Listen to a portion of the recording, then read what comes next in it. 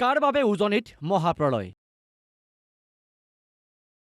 7 বছৰ আগতে চৰকাৰে পাইছিল মহাপ্ৰলয়ৰ উমান। এখন পত্ৰই ঘটালে বিস্ফোৰণ। কাৰ ভুলৰ বাবে উজনিত মহাপ্ৰলয়?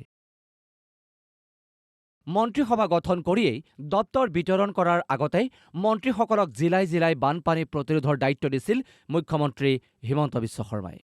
কিন্তু সম্ভাৱ্য বান প্ৰতিৰোধৰ বাবে আন সকলো জিলা সাজু কৰা হ'ল। চৰকাৰ সাজু নাছিল উজনিৰ 4 জিলাৰ বানপানীক লৈ। সদনত এই কথা ইতিমধ্যে স্বীকাৰ কৰিছে সংসদীয় পৰিক্ৰমা মন্ত্ৰী পীযুষ হাজৰিকাই।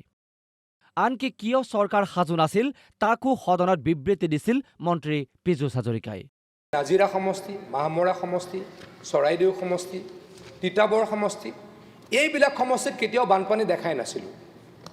এইটো অধ্যক্ষতা মানে নেচাৰেল বানপানী নহয়। এই যেতিয়া হঠাৎ বানপানী হ'ল, বানপানী আচলতে প্ৰাকৃতিক দুৰ্যোগ, প্ৰবল বানপানী হ'ল, কোনো সাজু থাকে নাছিলে অধ্যক্ষতা মানে। মই কৈছোঁ অধ্যক্ষতা মানে যোৱা 60 বছৰ কেতিয়াও হোৱাই নাই, কোন সাজু হৈ থাকিব?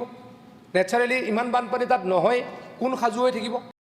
পিছে উজনিত বান আহিব বুলি সঁচাকৈ চৰকাৰে কল্পনা কৰা নাছিলনে? নহয়, উজনিত যে বান হ'ব সেয়া 7 বছৰ আগতে জ্ঞাত আছিল চৰকাৰ। চাওক এই পত্ৰখন। তেতিয়াৰ বিৰোধী দলপতি দেৱব্ৰত শইকীয়াৰ অভিযোগৰ ভিত্তিত দিখৌ নৈত হোৱা অবৈধ শিল বালি খননক লৈ জলসম্পদ বিভাগে চলাইছিল তদন্ত। তদন্তৰ শেষত দেৱব্ৰত শইকীয়ালৈ জলসম্পদ বিভাগত নাজিৰাৰ সহকাৰী অভিযন্তাই দেৱব্ৰত শইকীয়ালৈ দিয়া পত্ৰ এয়া। এই পত্ৰৰ পাতে পাতে বিস্ফোৰক তথ্য।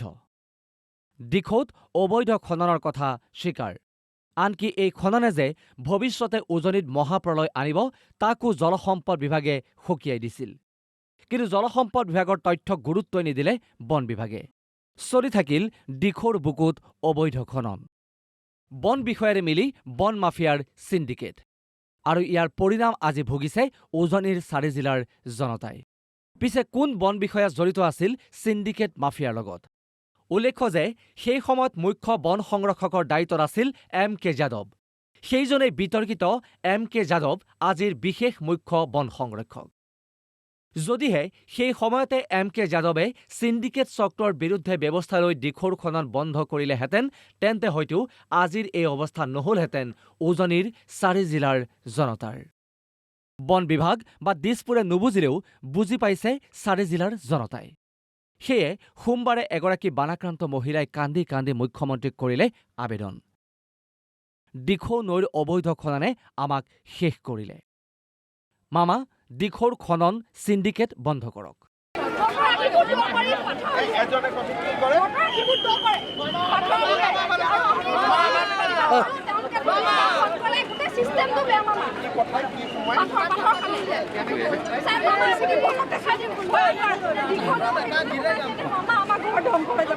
পিছে এতিয়া কি কৰিব মুখ্যমন্ত্ৰী হিমন্ত বিশ্ব শৰ্মাই? দিখৌৰ খনন চিণ্ডিকেটৰ নায়ক কোন? কোনে নিঃশেষ কৰিলে উজনিৰ 4 জিলাৰ জনতাৰ জীৱন? উত্তৰ বিচাৰি এতিয়া ৰৈ আছে ৰাজ্যৰ 3 কোটি জনতা।